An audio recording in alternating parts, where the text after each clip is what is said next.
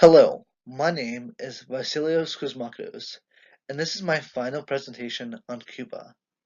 I fell in love with this country's dynamic history and cultural variety, and really hope you guys can learn as much about this fascinating country as I did. First, I want to do an overview. In this presentation, I'm going to discuss some general information, health and education in Cuba, its legacy of American imperialism, social roles, and finally, I'm just going to give a brief synthesis of what I got from this beautiful country. General information. Cuba is located in the Caribbean Sea, south of the Bahamas, west of Haiti, and north of Jamaica. Its current government is communist, with the current head of state being Raul Castro, who succeeded his brother Fidel Castro in 2017. Its currency is the peso, and the official language is Spanish. To give a brief rundown on Cuban history, Columbus first arrived in 1492, where he encountered a significant Taino Indian population.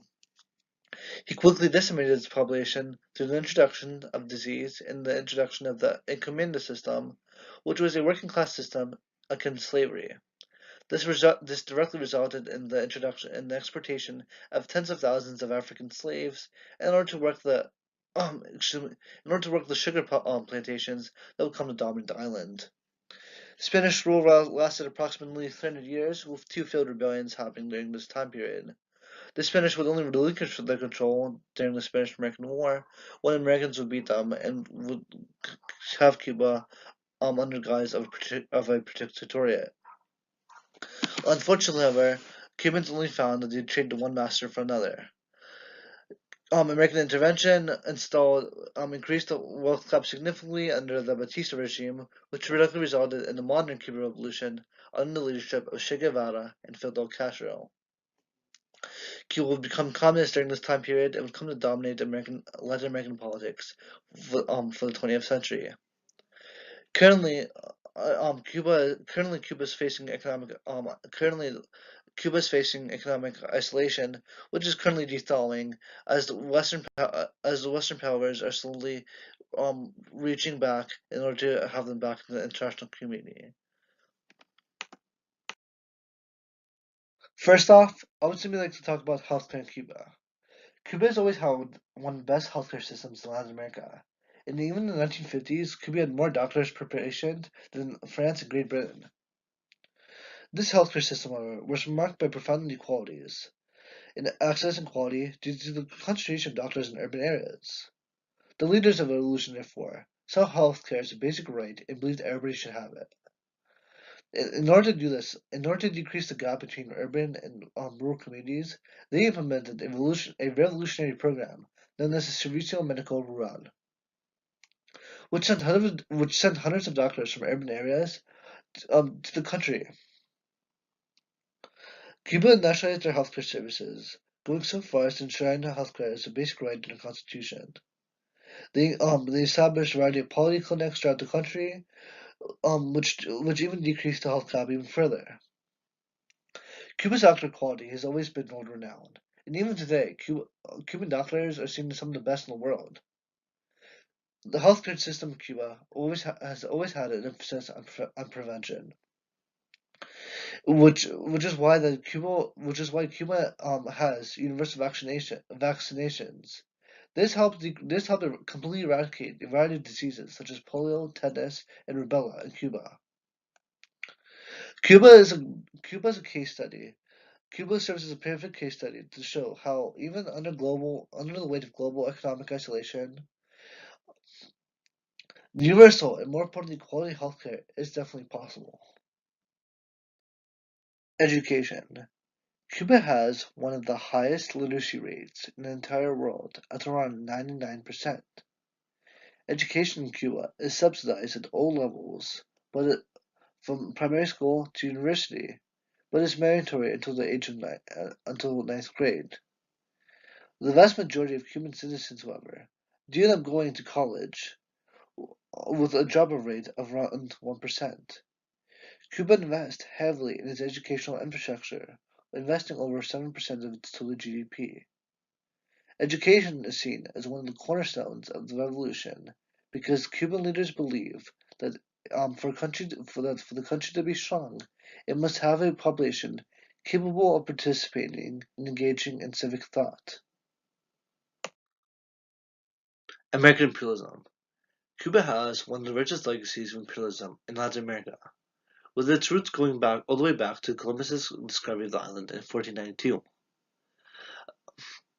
Americans superseded the Spanish as a predominant imperialist power on the island through their intervention in the Spanish-American War. At first, American troops were seen as saviors. Were seen as saviors, and the critical component needed to deal with the final death blow to the Spanish crown. These aspirations of hope quickly became dread, however, as Cubans realized that they had only traded one master for another. Within a week of their independence, the Cuban people saw the dissolution of their army and their rights to expression censored.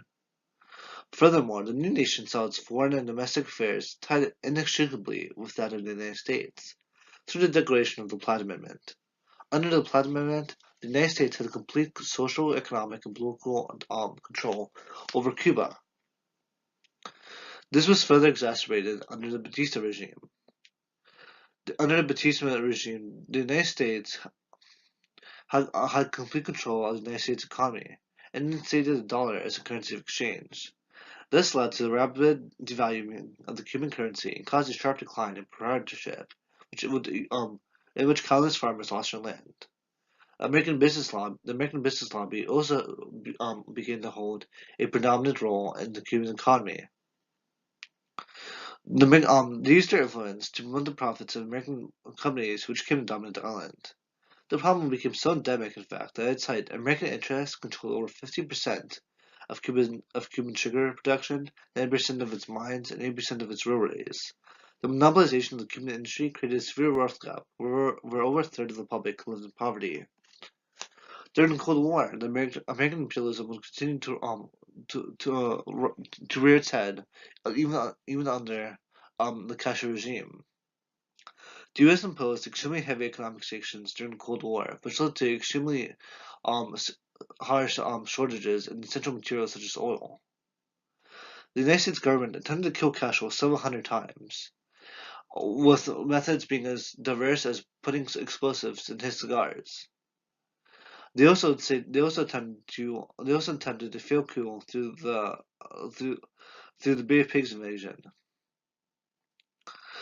Today, Cuba still experiences American imperialism through the severe economic sanctions, which keeps it from entering the global economy.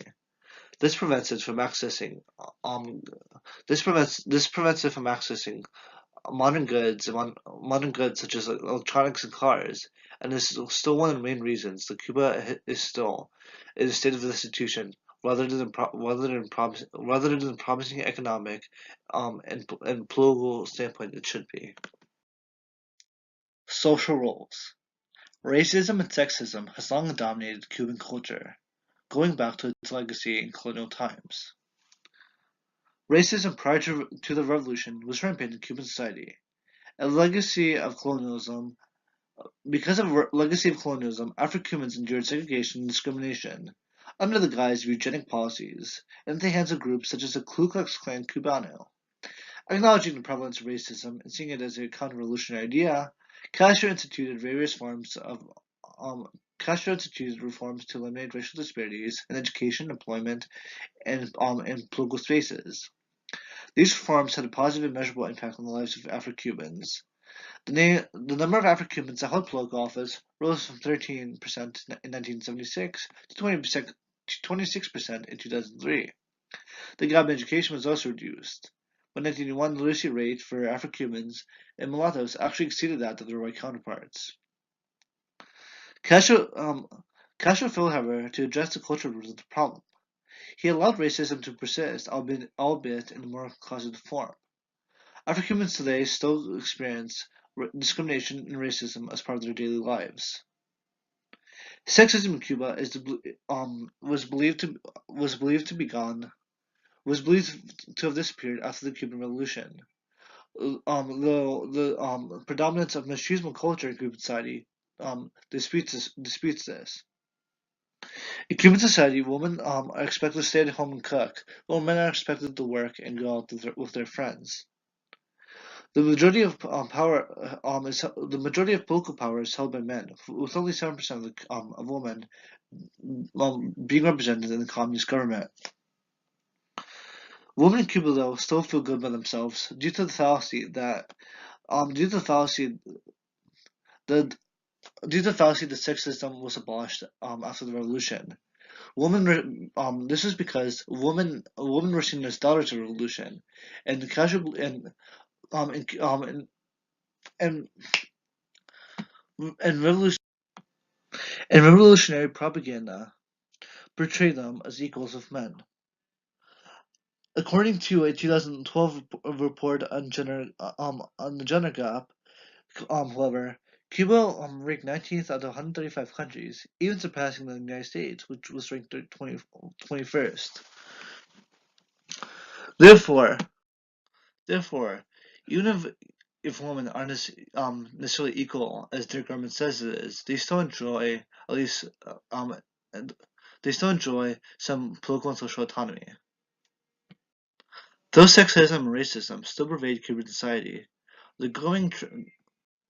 growth is happening and gives hope for future generations.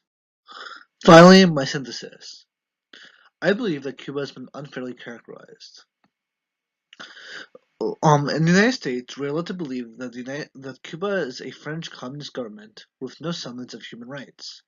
But the matter of the fact is that this simply isn't true. Cuba is not only a product of 400 years of colonial legacies, but also of modern economic isolation.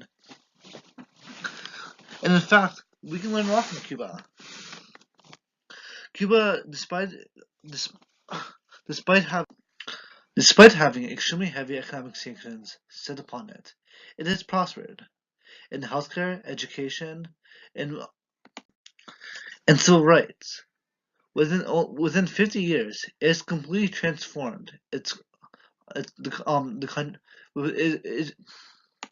itself from a direct product of imperialist powers to a modern day self-sufficient state.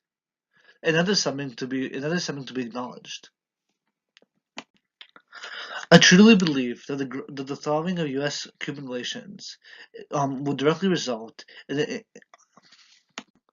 an economic and social boom for the country. Cu- in order for Cuba to go forward, it must reconnect itself within the global political, economic, and social landscape, while still remaining as the fierce, independent, and, pro- and unique country it is.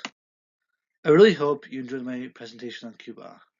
This was a fascinating country to do my case studies on, and I really hope you guys learned as much about this fascinating country as I did. Thank you so much.